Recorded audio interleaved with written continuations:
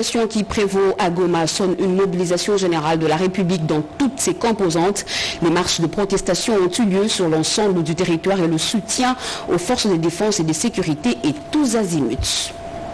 Avec des forces en mission de maintien de la paix des Nations Unies, le Rwanda n'a pas hésité à tirer sur les forces de la MONUSCO, les crimes de guerre qu'il faut sanctionner sans perdre du temps.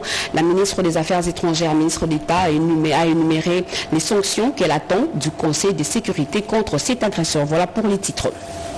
Il est 20h, une heure de plus à Goma, à l'est du pays. C'est l'heure de vous informer. Mesdames et messieurs, bonsoir. Mesdames et messieurs, bonsoir. Nous ouvrons ce journal par les images de la manifestation populaire et pacifique à Bukavu en soutien aux forces armées de la République démocratique du Congo contre les terroristes du M23 et l'armée rwandaise. Des milliers d'habitants de Bukavu sont descendus sur les rues, chef-lieu de la province du Sud Kivu, ce lundi 27 janvier pour soutenir les forces armées de la République et s'insurger contre l'agression du M23 au Sud Kivu ainsi que l'agression de la RDC par le Rwanda. La société civile dénonce la complicité de la communauté internationale dans la guerre qui sévit en RDC. Marcelin Mundelendombe. La population de Bukavu a répondu massivement à l'appel de la coordination provinciale de la société civile du Sud Kivu, soutenue par le gouverneur de province Jean-Jacques Poussi Sadiki, à la marche de soutien au FARDC ce lundi 27 janvier 2025. Cette marche a commencé à la place jusqu'à la place de l'indépendance où un message de patriotisme a été prononcé par la présidente de la société civile, Maître Néné Bintou.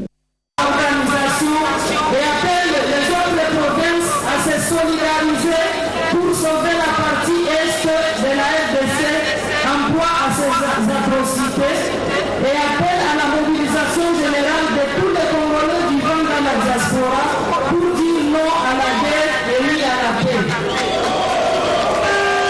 Ensuite, les manifestants, constitués de toutes les couches sociales de la population, se sont dirigés au cabinet du gouverneur de province à la Botte, où un mémorandum a été remis au gouverneur de province, qu'avait à ses côtés le vice-gouverneur Jean-Jacques Elakano. La population, on a refusé la guerre. On veut que la paix puisse prédominer sur l'ensemble du territoire national.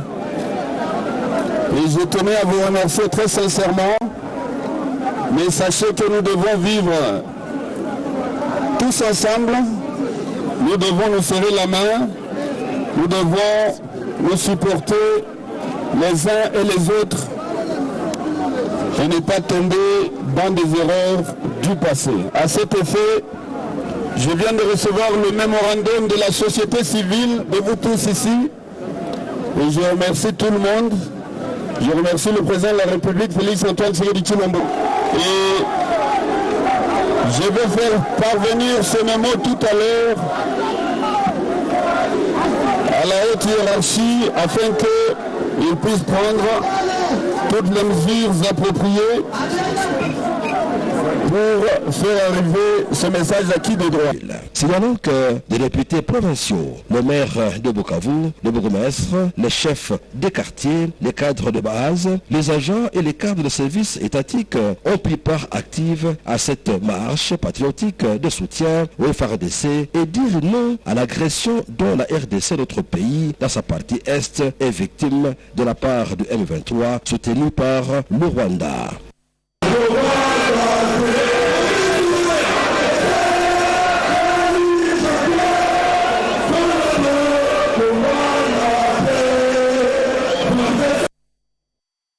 Et cet appel à la mobilisation générale à la suite de la dégradation de la situation sécuritaire dans l'est de notre pays, conséquence de l'agression rwandaise avec le bras du M23, le président national du regroupement politique AFDCA, l'honorable professeur Modeste Bahati Lukwebo, appelle le peuple congolais dans son ensemble à se mobiliser afin de bouter dehors l'ennemi. À ce sujet, tous les Congolais sans distinction ou couleur doivent se ranger derrière le chef de l'État, commandant suprême des forces armées et de la police nationale en vue d'en finir avec la guerre qui n'a que trop duré par tous les moyens diplomatiques, militaires, politiques et économiques. L'honorable professeur Modeste Bahati Lukubo ainsi que tous les membres de la FDCA apportent leur soutien total et renouvellent leur confiance dans les forces armées de la RDC, FRDC ainsi que dans les autres services de défense et sécurité en vue de continuer à défendre le peuple congolais et l'intégrité du territoire national. Fait à Kinshasa le 25 janvier 2025, l'honorable professeur Modeste Bahati. Et à Kinshasa, des effigies et drapeaux rwandais brûlés ce matin sur la colline inspirée en signe de protestation contre l'occupation des territoires congolais par l'armée rwandaise. Les étudiants de l'UNIKIN exigent la fin des hostilités et le retrait immédiat des militaires rwandais sur le sol congolais. Robert Ndaï-TCC. Colère dans plusieurs villes de la République démocratique du Congo, mobilisant de centaines de jeunes étudiants qui expriment leur ras-le-bol face à l'agression et l'occupation des territoires de l'Est du pays par l'armée rwandaise.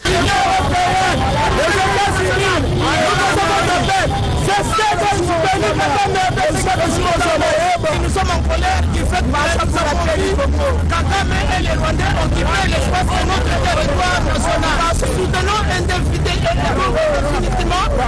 les FARDC. Le président de la République doit renforcer la sécurité afin que les FARDC puissent aller jusqu'au bout, mettre l'ennemi hors de notre nuit. Ce lundi 27 janvier 2025, tous comme un seul homme disent non à la guerre d'agression avec des actes symboliques forts, drapeau du Rwanda, pays agresseur brûlé et effigie du président Kagame brûlé également, reflétant un sentiment de désapprobation de l'occupation rwandaise sur les territoires de l'Est.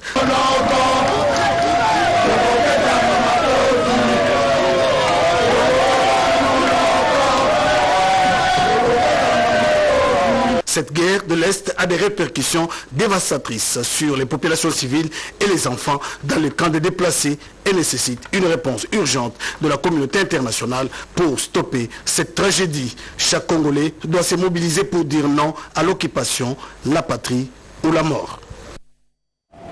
Et devant la pression croisée des FARDC qui défendent la ville de Goma et les troupes rwandaises qui tiennent à prendre cette ville, le président de la République, Félix-Antoine Tshisekedi Tshilombo, privilégie la sécurité de la population civile. C'est ce qui ressort de la réunion de crise qui s'est tenue hier tard dans la soirée à la Cité de l'Union africaine. On écoute le porte-parole du gouvernement.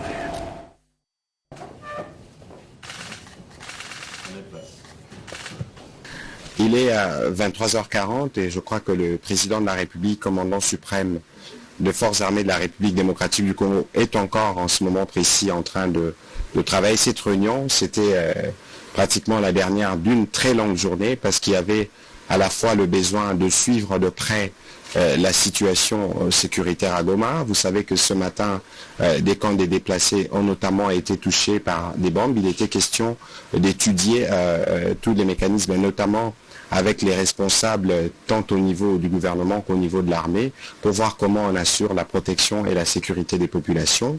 Parallèlement à cela, vous avez suivi qu'il y avait aujourd'hui la demande de la République démocratique du Congo, une réunion publique du Conseil de sécurité qui s'est tenue spécialement ce dimanche, où la ministre d'État, ministre des Affaires étrangères, a eu l'occasion de présenter la situation globale et c'est que la République démocratique du Congo souhaite. Et dans ces mêmes esprits, le président de la République a eu plusieurs contacts avec un contact diplomatique pour évidemment étudier tous les tours de la question. Et donc à ces propos, le président de la République a tenu d'abord à exprimer toute la solidarité du gouvernement et de lui-même envers nos populations qui sont affectées et qu'à ce niveau, toutes les dispositions sont prises pour nous garantir la sécurité et la protection des compatriotes, parce que nous savons qu'il y avait justement, par exemple, ces bombes qui sont tombées sur les camps des déplacés. Il faut s'assurer que les vies humaines sont préservées. Voilà en synthèse les tours des questions qui ont été abordées ce soir autour du président de la République. Nous sommes dans une situation de guerre où l'actualité évoluée, elle peut évoluer à tout moment. L'idée ici, c'était de regarder qu'est-ce que nous devons faire pour assurer que nous avons protégé nos populations. On ne va pas aller dans un débat spéculatif parce que nous sommes le gouvernement autour du président de la République et comme nous le faisons habituellement, nous aurons l'occasion de revenir au regard de l'évolution de la situation pour vous faire le point. Mais pour ce soir, la priorité était de regarder, et notamment avec les responsables militaires, comment on préserve les vies humaines. Vous savez qui avait la détermination des autres. Vous savez aussi que nos forces sont très déterminées. Et donc au milieu de cela, il y a une population. Je pense que cette population, le devoir du président de la République et du gouvernement, c'est de s'assurer de leur protection. Et c'est cela qui a fait l'objet aussi des contacts diplomatiques du président pour lesquels nous aurons l'occasion de revenir en détail dès qu'il y aura des éléments à partager. Merci. Et la situation reste tendue à Goma avec les affrontements dans la ville entre les rebelles du M23 et les FARDC. Ça tire à l'arme lourde au regard de la situation sécuritaire sur place. Le gouvernement rassure la population. Regardez. Au regard de la situation sécuritaire qui prévaut actuellement dans la ville de Goma, marquée par la présence de l'armée rwandaise, nous tenons d'abord à rassurer la population que dans la suite de la réunion de sécurité que nous avons tenue hier autour du président de la République, qui nous avait donné des instructions pour que nous puissions travailler comme le gouvernement pour éviter le carnage et les pertes en vies humaines au regard des intentions manifestes du Rwanda. Et au moment où nous vous parlons, il y a des bombes qui tombent sur des hôpitaux, il y a des populations qui sont terrorisées parce que la volonté c'était justement de s'aimer la terreur. Déjà que hier, des bombes tombaient sur le camp des déplacés. C'est pour ça que nous voulons recommander à toutes nos populations de Goma, principalement, de rester à l'abri, de rester à la maison, de s'abstenir de commettre des actes de vandalisme ou de pillage. Et l'autre troisième point qui est parmi les points les plus importants, c'est de barrer la route à la propagande manipulatrice du Rwanda, ce que nous appelons le poison rwandais. Parce que ce qui distille sur des réseaux sociaux, c'est des images qui sont fausses, c'est des images qui sont manipulées. Donc nous appelons tous les Congolais, partout où ils se trouvent, à se mobiliser en solidarité et en soutien à nos populations du Nord Kivu. De même, ces soutiens, nous les réitérons à nos forces armées qui tiennent et qui sacrifient leur vie pour la défense du territoire. Et ces soutiens, nous les réitérons aussi au commandant suprême, parce que c'est lui qui est le garant de la nation et c'est avec lui que nous allons nous battre pour restaurer l'indépendance et la souveraineté de notre pays dans tous les territoires qui sont occupés. Nous sommes tous Congolais, gardiens de notre territoire. Nous devons nous lever pour protéger chaque centimètre carré de notre territoire. Paix et sécurité dans l'Est de la République démocratique du Congo, eh bien, ces sujets étaient au menu des échanges entre l'honorable président du Sénat, Jean-Michel Samaloukonde, et les membres du bureau et groupes provinciaux des sénateurs du Nord et Sud Kivu. Janine Kalinga, bienvenue au Salon Julien Piana. Le président a encore ce jour invité le bureau du Sénat, les représentants des deux provinces concernées, du bureau de la commission défense, sécurité et frontières, pour pouvoir échanger sur les évolutions que nous vivons tous sur le terrain. Et ce qui est bon à retenir ici, c'est que nous avons échangé sur les différentes possibilités de soutien que le Sénat peut apporter aux institutions en place. Et sur ce, nous aimerons relever ici que nous tenons à féliciter son Excellence le chef de l'État pour sa diplomatie agissante qui a permis aujourd'hui de montrer à la face du monde l'implication et la responsabilité du Rwanda dans la débâcle que vit l'Est de notre pays. Nous voulons ici encourager, une fois de plus, nos vaillants soldats et accompagner des diverses forces dans les Wazalendo qui ne cessent de se battre parce qu'à ce jour, malgré la situation qui sévit à l'Est, il y a encore des forces qui continuent à soutenir notre pays.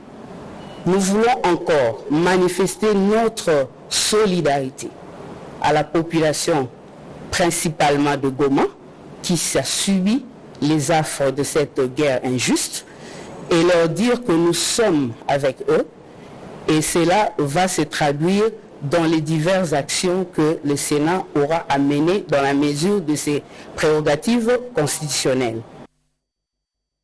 Et ce message du président du Sénat, la ville de Goma traverse actuellement des moments difficiles, mais notre pays reste résilient. Les forces armées de la République démocratique du Congo et nos combattants Wazalendo continuent de combattre avec détermination. Ils jouent un rôle crucial dans la protection de notre intégrité territoriale et nous maintenons notre confiance en eux. Au FRDC, vous n'êtes pas seul dans cette situation. Je soutiens le commandant suprême, son Excellence Félix-Antoine Tshisekedi Tshilombo et le reste engagé à trouver une solution durable à cette crise qui perdure depuis plusieurs décennies. Face à l'agression, il est impératif que chaque citoyen défende notre terre, nos valeurs et notre avenir. Unis et déterminés, nous sommes une force inébranlable. La République démocratique du Congo a besoin de tous pour préserver sa souveraineté. Ensemble, nous serons plus forts. L'heure n'est pas aux dissensions partisanes et politiques. L'heure est à l'unité nationale. Soyons vigilants et unis. Nous triompherons ensemble. Situation de l'agression de l'RDC par le Rwanda à l'est du pays. Tous les éléments de la police nationale à travers les 26 provinces sont appelés à la loyauté la plus totale au commandant suprême, le chef de l'État, Félix-Antoine Tshisekedi Tshilombo, et à la vigilance, surtout en cette période où Kagame et ses alliés du M23 veulent défier toute la nation. Un message lancé par la vice-ministre de l'Intérieur, Eugénie Tchela Kamba. J'en appelle à la loyauté la plus totale au commandant suprême des chefs d'armée et de la police nationale, chef de l'État, son Excellence Félix-Antoine Tshisekedi Tshilombo. J'en appelle à votre vigilance parce que la République démocratique du Congo est agressée. Parmi nous, il y a toujours des traîtres et des infiltrés proches de Rwanda. Attention et soyez très vigilants. Beaucoup de sont qui m'a dit maître. Chacun doit connaître l'autre et les activités de l'autre. Bomate la moka. Bomate la biloko mabato na moka. Toyokaka momurute. Kilelo toza kosepela puisque musala na bino ezomonana. Toyebi pe ma difficulté na bino tozosalela yango. À l'est du pays, Jean-Charles Okoto, PCA de la MIBA, appelle à la mobilisation générale. Derrière, nous voyons soldats des FARDC et Wazalendo et au chef de l'État, Félix-Antoine Tshisekedi Tshilombo. Ce pays est béni. Le pays de Tshisekedi est béni. Tout ce qu'il faut là, ce sont des aventures pour qu'on puisse négocier. Ça fait partie de la théorie de la somme zéro à relations internationales. Que l'arme la plus efficace, d'abord, c'est la population. L'armée vient après. Et je le dis à connaissance des causes.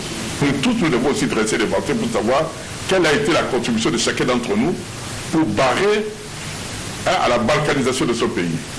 Débrouiller les GPS de nos avions, que nos sœurs, nos frères, nos mères, nos enfants puissent être tués. Nous disons M23 AFC, en réalité c'est le Rwanda. Les gens croient que la guerre que nous menons c'est la guerre de Félix Tshisekedi, président de la République. Non. Que si les Rwandais venaient ici, ils vont leur donner le pouvoir. Non. Les Rwandais se battent pour l'intérêt des multinationales, leurs intérêts personnels, l'intérêt des génocidaires, M. Kagame Paul du Rwanda, pour détruire notre pays. La patrie, c'est notre pays, la terre de nos ancêtres, le Congo. Ça fait mal de voir des Congolais envoyer des messages sur WhatsApp, parler à TikTok, en train de jouir, d'être content. Le problème que nous avons aussi, c'est le problème que Lumumba avait dit. C'est le problème que Mouzé Kabila avait dit. Ils vont me tuer, mais restez défendre votre pays. Nous devons défendre la terre de nos ancêtres. Nous ne devons pas accepter l'inacceptable. Kagame n'est pas notre ami. Kagame, c'est un Hitler d'Afrique, c'est un assassin, un criminel. Et nous venons de l'apprendre, le siège de la RTNC Goma vient de passer sous contrôle des FARDC. Le combat se poursuit entre les rebelles du M23 et les FARDC Ouazalendo. Nous y reviendrons. L'élite intellectuelle s'aligne derrière les FARDC pour faire échec à l'agression rwandaise. Ils l'ont dit au cours d'une réflexion commune au micro de Cédric Enina. Rien ne pourra arrêter l'élan nationaliste suscité par la guerre d'agression rwandaise. Dans une déclaration, le collège des technocrates Chimunkonga Bantu, après un passage en revue la situation socio-économique, politique et sécuritaire du pays, donne de la voix et appelle à la mobilisation générale autour du commandant suprême des forces armées de la République démocratique du Congo et des défenses, Félix-Antoine Tshisekedi. Les membres du collège des technocrates Chimunkonga réunis ce jour après examen de la situation économique, sociale, politique du pays, pris les décisions suivantes. Encourager le chef de l'État, Félix-Antoine Tshisekedi, aller toujours de l'avant pour le bien-être de la population congolaise et de rassurer de notre accompagnement dans la recherche de solutions durables sur des questions vitales de la vie nationale. Tout mettre en œuvre pour préserver l'intégrité territoriale. Les collèges des technocrates appellent également la crème intellectuelle du pays à hausser les tons pour bouger les lignes et user de tous les moyens à sa disposition pour fléchir les velléités expansionnistes de Paul Kagame. La communauté universitaire mobilisée a formé un bloc de résistants derrière le chef de l'État et les FARDC pour buter l'agression hors de notre territoire national. La mobilisation vient de la ministre de l'Issue, Marie-Thérèse Sombo. Regardez.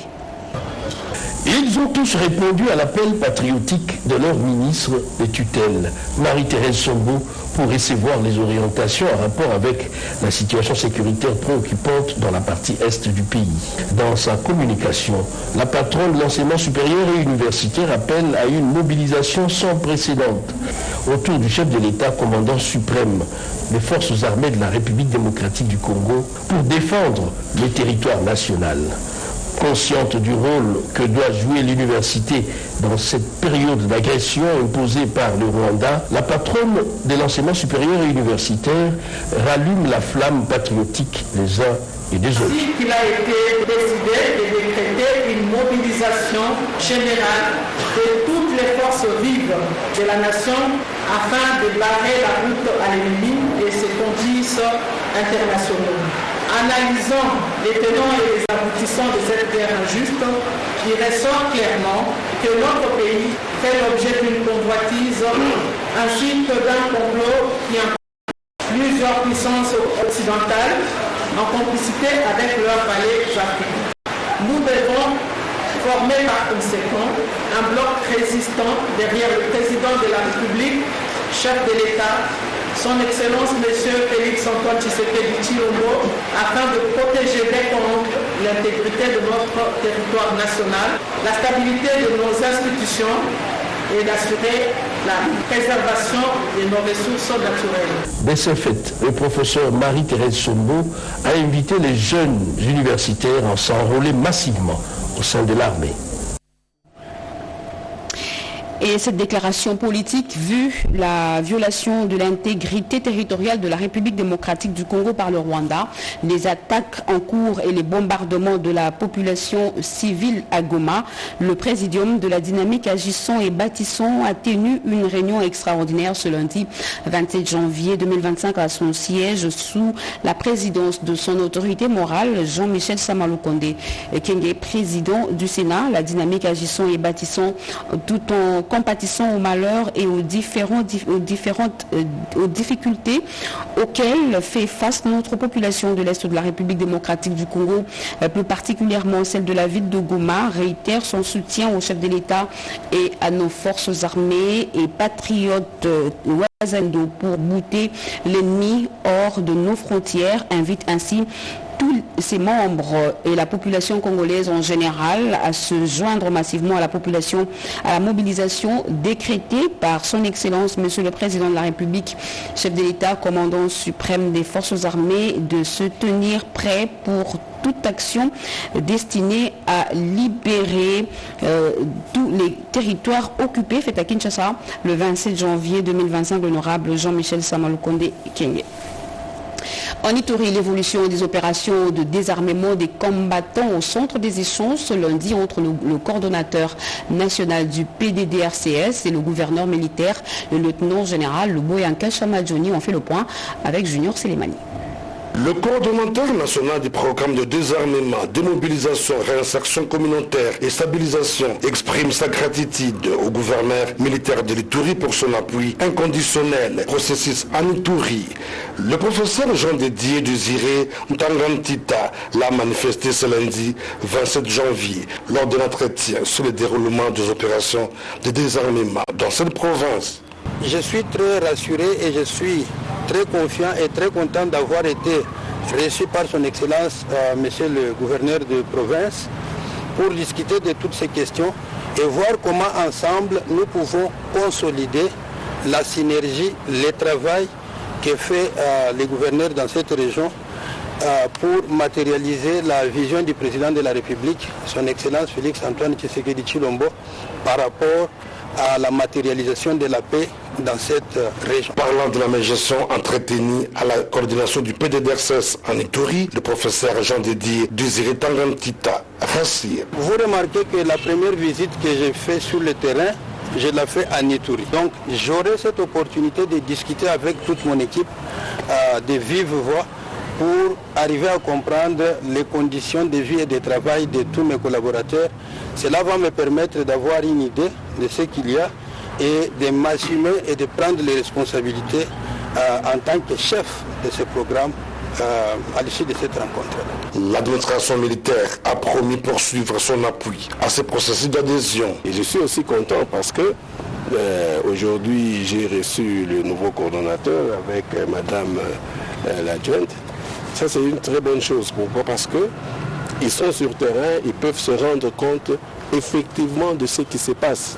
L'avènement du nouveau coordonnateur national de ces programmes, à ses côtés, son adjointe en charge des questions techniques et opérationnelles, Marie-Chantal Lumba Chimanga, est porteur d'espoir au regard de leur expérience dans ce domaine qui impacte sur la vie de toute une nation. Lutte contre les violences faites à la femme, eh bien les hommes aussi devraient entrer dans la danse et s'en approprier. Les hommes en uniforme ont ouvert le bal, ils ont été sensibilisés en vue d'une masculinité militarisée. Une étude menée à ce sujet a été présentée. Christine Nzosiman Konkongo. La masculinité militarisée se définit comme des normes de genre socialement construites qui associent la masculinité au pouvoir, à la violence et au contrôle. C'est au cours d'une matinée de restitution de l'enquête menée par WILF RDC sur les approches de communication dans la compréhension du concept de masculinité militarisée que les responsables de cette structure internationale ont présenté les résultats de cette étude menée il y a 2 ans sur les principaux résultats concernant les résistances, en écoutant les besoins de ces communautés masculines. Selon Maître Lisette Mavungu, présidente de WILF RDC, cette enquête est l'issue d'un processus collaboratif rigoureux dans le but de déconstruire les stéréotypes et promouvoir une paix durable fondée sur ces valeurs d'égalité et de paix. Cette enquête constitue un outil précieux pour identifier des leviers d'action pertinents et innovants en vue de déconstruire les stéréotypes et de promouvoir une paix durable fondée sur des valeurs d'égalité et de justice. Une idée renchérie par Anima Tundu, présidente de WILF Afrique, ajoutant que la restitution de ces jours est bien plus une plateforme d'échange, de réflexions stratégiques et de co-construction d'initiatives concrètes. Il est à noter que cette démarche de WILF RDC consistait dans l'ensemble à identifier la perception, l'expérience et les pratiques des hommes puissants, des militaires et des civils vivant en RDC, aussi de découvrir les résistances à la masculinité violente tout en supportant la non-violence et de mener des plaidoyers pour développer des programmes, des interventions et des conseils politiques pour réduire les violences et conflits liés aux masculinités militarisées. Priez à l'Éternel en faveur de votre pays car votre bénédiction en dépend. Eh bien, ce verset biblique a constitué l'essentiel du message de soutien au chef de l'État et au FRDC développé par le révérend pasteur Henri Mbouya de l'église Gouchine ce dimanche. Regardez. Face à la situation qui sévit dans la partie est de la République démocratique du Congo, Henri Mbouya, révérend pasteur de l'église Gouchine de Kinshasa, a initié une prière d'action des grâces pour le chef de l'État, Félix Antoine Tshisekedi Tshilombo, les forces armées de la République démocratique du Congo et tous les corps dirigeants avant d'inviter l'église à une prière axée sur l'unité et la cohésion du pays. On prie aujourd'hui pour l'armée, je soutiendrai ceux qui sont au front, c'est aussi le miracle. Soutenir le chef de l'État, c'est aussi développer l'agriculture pour lutter contre l'insécurité alimentaire. La patronne de l'Office national de produits agricoles du Congo, ONAPAC, Mimi Monganumbi, a pris part à ces cultes. Comme dit la parole divine, priez l'Éternel en faveur du pays qu'il vous a donné, car votre bonheur en dépend. Et cette alerte de l'Office national des produits agricoles du Congo, ONAPAC, sur la réapparition de la mosaïque, une maladie qui attaque les papayers. Plus de 30 experts agronomes de ce secteur viennent d'être déployés pour faire un diagnostic de plus de 200 champs par jour dans ce secteur, dans le secteur de Rwenzori en territoire de Béni. Marc Mangazakalala. À la tête d'une grande délégation des agronomes, la directrice ad intérim de l'ONAPAC, secteur de Béni, Madame Alphonsine Kaswera Sivialeana, est arrivée ce vendredi 24 janvier 2025 dans la commune de Boulongo, à territoire de Béni. Aussitôt sur le terrain, la patronne de l'ONAPAC, secteur de Béni, est dans une mission pour palper du doigt l'alerte sur la mosaïque, une maladie qui attaque le papayer. On a pu implanter la culture du papayer, mais brusquement, peut-être 2 ans et demi après, il y a eu la maladie qui s'est présentée. Alors, on a déployé les agronomes de l'ONAPAC pour voir dans différents champs dans le secteur des rangers, pour voir l'incidence de cette maladie, la sévérité de cette maladie. Et aussi identifier les variétés qui sont peut-être résistantes pour voir à la longue quelles solutions on peut aussi apporter à la population. Poursuivant avec son itinéraire, la directrice de l'ONAPAC secteur de Béni, Madame Alphonsine Kaswera Sivialeana, s'est rendue à l'usine de Virunga Ondine qui produit le latex de papayer. Après avoir été mise en parfum de difficultés de cette usine, l'ONAPAC a rassuré à ses partenaires que tout sera mis en œuvre. Signalons que plus de 30 agronomes sont déployés dans tous les secteurs de Rwenzori pour faire le diagnostic de cette maladie qui menace l'économie du pays. Et revenons sur ce message de la première ministre Judith Suminwa. La ville de Goma traverse actuellement des moments difficiles, mais notre pays reste résilient. Les forces armées de la République démocratique du Congo, FRDC, et nos vaillants combattants Wazalendo continuent de combattre avec détermination. Ils jouent un rôle crucial dans la protection de notre intégrité territoriale et nous maintenons notre confiance en eux. À nos FRDC, vous n'êtes pas seul dans cette situation. Je soutiens le commandant suprême, son Excellence Félix Antoine Tshisekedi Tshilombo, et reste engagé à trouver une solution durable à cette crise qui perdure depuis plusieurs décennies. Face à l'agression, il est impératif que chaque citoyen défende notre terre, nos valeurs et notre avenir. Unis et déterminés, nous sommes une force inébranlable. La République démocratique du Congo a besoin de tous pour préserver sa souveraineté. Ensemble, nous serons plus forts. L'heure n'est pas aux dissensions partisanes et politiques. L'heure est à l'unité nationale. Soyons vigilants et unis, nous triompherons ensemble. Signé Judith Suminwa. fin de ce journal, mesdames et messieurs. Merci de l'avoir suivi. Merci à vous qui nous suivez à Goma, dans le Nord Kivu. Nous sommes ensemble. Ce journal a connu le concours rédactionnel de Sylvie Makumbani, Diane Balaka et Dichala. Simon Kankolongo l'a réalisé sous la supervision de Jack Kababa. L'actualité continue sur nos antennes, retrouvées à 23h. Malumbela demain 7h. Eric Kabomba, 20h demain. Je vous retrouve. Au revoir.